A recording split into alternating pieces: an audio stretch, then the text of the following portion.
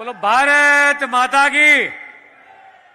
આટલી મોટી સંખ્યામાં આપણે ઉપસ્થિત હોઈએ, કેન્દ્રીય અને ગૃહ સહકારતા મંત્રી આપણી વચ્ચે હોય મિત્રો, અને કમલમનું ઓપનિંગ થતું હોય તો ભારત માતાનો જયઘોષ કેવો હોય, બોલો ભારત માતા કી, ભારત માતા કી, ભારત માતા કી।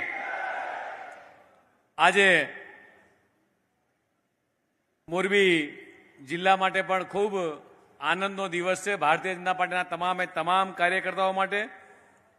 આજે આપણા સૌની વચ્ચે એક એવું નેતૃત્વ કે જેના શિરે 140 કરોડ જનતાની સુરક્ષા, પશુપાલકોની ચિંતા અને સહકારતા ચળવળને મજબૂત કરવાની જવાબદારી છે, એવા કેન્દ્રીય ગૃહ અને સહકારતા મંત્રી અમિતભાઈ શાહ સાહેબ, એવા જ આપણા જિલ્લાના અધ્યક્ષ શ્રી જયંતિભાઈ, ગુજરાત સરકારના મંત્રી શ્રી કાંતિભાઈ, શ્રી પ્રદેશ ઉપાધ્યક્ષ જયંતિભાઈ, આપણા સાંસદ સભ્ય શ્રી રૂપાલા સાહેબ, શ્રી પૂનમબેન માડમ, શ્રી કેસરીદેવજીજી, એવી જ રીતે આપણા સાંસદ ચંદુભાઈ સિહોરા, પૂર્વ સાંસદ અને પૂર્વ મંત્રી એવા શ્રી મોહનભાઈ, આપણા પ્રભારી શ્રી હિતેશભાઈ, ધારાસભ્ય શ્રી અને પૂર્વ અધ્યક્ષ એવા દેવજીભાઈ, જીતેન્દ્રભાઈ સોમાણી, પ્રકાશભાઈ વરમોરા, મેઘજીભાઈ ચાવડા, પૂર્વ મંત્રી શ્રી બ્રિજેશભાઈ,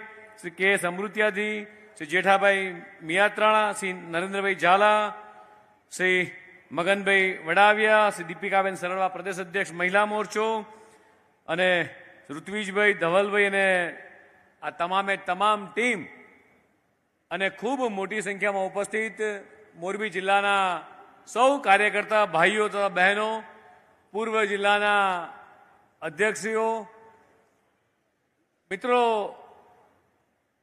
અમિતભાઈ શાહ સાહેબના વરદ હસ્તે કાલે ભાવનગર જિલ્લાના કાર્યાલયનું લોકાર્પણ થયું। આજે મોરબી જિલ્લાના શ્રી કમલમ કાર્યાલયનું લોકાર્પણ થયું। જ્યારે તેઓ રાષ્ટ્રીય અધ્યક્ષ હતા તે વખતનો નિર્ધાર હતો કે દેશની અંદર તમામે તમામ જિલ્લાની અંદર એ ભારતીય જનતા પાર્ટીના કાર્યકર્તાનું સારું ઘડતર થાય, કાર્યકર્તા પોતાની વાત કરી શકે। દેશના યશસ્વી પ્રધાનમંત્રી માનનીય મોદી સાહેબ જે પણ પ્રજાલક્ષી યોજનાઓ બહાર પાડે કે ગુજરાતના મુખ્યમંત્રી જે યોજનાઓ બહાર પાડે, આ પ્રજા સુધી પહોંચાડવાનું કાર્ય, એટલે મારી સામે બેઠેલો કાર્યકર્તા, અને આ કાર્યકર્તાનું સારું ઘડતર થાય, એમના અભ્યાસ વર્ગ થાય, એમની ચિંતન શિબિરો થાય,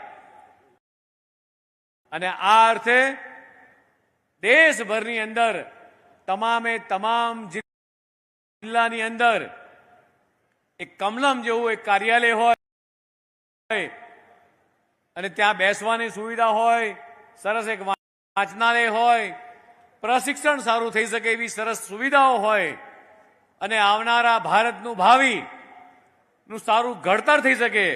દેશના યશસ્વી પ્રધાનમંત્રી માનનીય મોદી સાહેબ હર હંમેશ કહેતા આવ્યા છે કે આ યુવાનોનો દેશ છે, અને આવો આ દેશના યુવાનો આ રાષ્ટ્રના નિર્માણ માટે આ ઘડતરમાં જોડાય, અને ત્યારે દુનિયાની સૌથી મોટી પાર્ટી એ ભારતીય જનતા પાર્ટી, જેના કાર્યકરમાં મળી એવા આપણા અમિતભાઈ શાહ સાહેબે મિત્રો એ વખતે સંકલ્પ કર્યો હતો।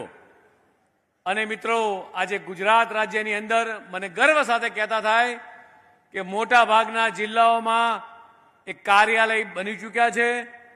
જૂજ જિલ્લાઓની અંદર આ કાર્યાલયનું નિર્માણનું કામ પણ ચાલુ છે। આવનારા દિવસોમાં આખા રાજ્યમાં તમામે તમામ જગ્યાએ આ કાર્યાલયો પરિપૂર્ણ થશે। ભારતીય જનતા પાર્ટીનો કાર્યકર્તા સવારથી સાંજ સુધી પોતાની વ્યસ્તતા વચ્ચે બીજી હોય, કામની અંદર, પરિવારના કોઈ કામમાં, પણ રાષ્ટ્ર નિર્માણના કામ માટે અથવા પાર્ટીના કામ માટે સાંજે પડતા પડતા એ ઘરે જતા જતા એક સાંજે આંટો કાર્યાલય મારતો જાય, અને એને એમ થાય કે હું કાર્યાલય મારા અધ્યક્ષને મળી આવ્યો, કાર્યાલય મારા કામની અંદર જઈ આવ્યો। આ પ્રમાણેનો જીવ એ ભારતીય જનતા પાર્ટીના કાર્યકર્તાનો છે। વધારે વાત ન કરતા એવી ચોક્કસ વાત કરીશ. કાલે જ્યારે હું ભાવનગર ખાતે ગયો એટલે એક ઉત્તરાયણ સાથે ધવલભાઈએ કીધું કે સાહેબ એક વોર્ડ અધ્યક્ષના પરિવારમાં દુઃખદ અવસાન થયું છે. હું અને જિલ્લા અધ્યક્ષને બધા એના ઘરે બેસવા માટે ગયા. રૂપાલા સાહેબ મને કહેતા આનંદ થાય એ કાર્યકર્તા એના પિતાશ્રીનું 10 દિવસ પહેલા અવસાન થયું હતું. એક કાર્યકર્તાના મોટા બાપુજી બંને જોડે રહેતા હતા, એમનું અવસાન 2 દિવસ પહેલા થયું હતું.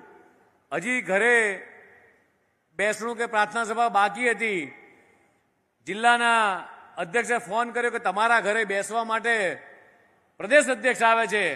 ત્યારે એ ભારતીય જનતા પાર્ટીનો કાર્યકર્તા એના મહોલ્લાની અંદરથી કાર્યકર્તાને ભેગા કરી અને બસની અંદર જ્યાં સભા મંડપ હતો, જ્યાં આપણા સાહેબને બધા આવવાના હતા, ત્યાં લઈ જવાની વ્યવસ્થામાં બિઝી હતો. ત્યાં પહોંચ્યા પછી મને ખબર પડી કે આ કાર્યકર્તા એ પોતાનો ઘર પરિવાર કરતા વધારે મહત્વ આ રાષ્ટ્રને આપી રહ્યો છે, આ પાર્ટીને આપી રહ્યો છે. એવા મારી સામે બેઠેલા તમામે તમામ કાર્યકર્તાને મિત્રો એ નતમસ્તક વંદન કરવાનું મન થાય અને મને ગર્વ થાય કે હું એવી પાર્ટીનો કાર્યકર્તા છું કે જે મારી સામે બેઠેલા કાર્યકર્તાના તડકો છાંયડો જોયા વગર સતત એ રાષ્ટ્ર નિર્માણ માટે કામ કરતો હોય. એવા તમામે તમામ કાર્યકર્તાઓને મિત્રો આજના દિવસે આ કમલમના ઉદ્ઘાટન વખતે આપ સૌ અહીંયા પધાર્યા છો. જેટલા જ આ મંડપની અંદર છે એટલા જ કાર્યકર્તાઓ બહાર પણ છે. આજે જયંતિભાઈ અત્યારે અધ્યક્ષ છે, જેમની અધ્યક્ષતામાં કાર્યાલયનું ઓપનિંગ ચોક્કસ થઈ રહ્યું છે. અમારા દુર્લભજીભાઈ જ્યારે અધ્યક્ષ હતા ત્યારે કાર્યાલયનું નિર્માણનું કામ શરૂ થયું હતું. મોહનભાઈથી માંડીને તમામે તમામ કાર્યકર્તાઓ આ કાર્યાલયને પરિપૂર્ણ કરવામાં સૌ લાગી ગયા અને ફરીથી પુનઃ આ મોરબી જિલ્લાના તમામે તમામ કાર્યકર્તાઓને લાખ લાખ અભિનંદન આપું છું. ભારત માતા કે જય, વંદે માતરમ.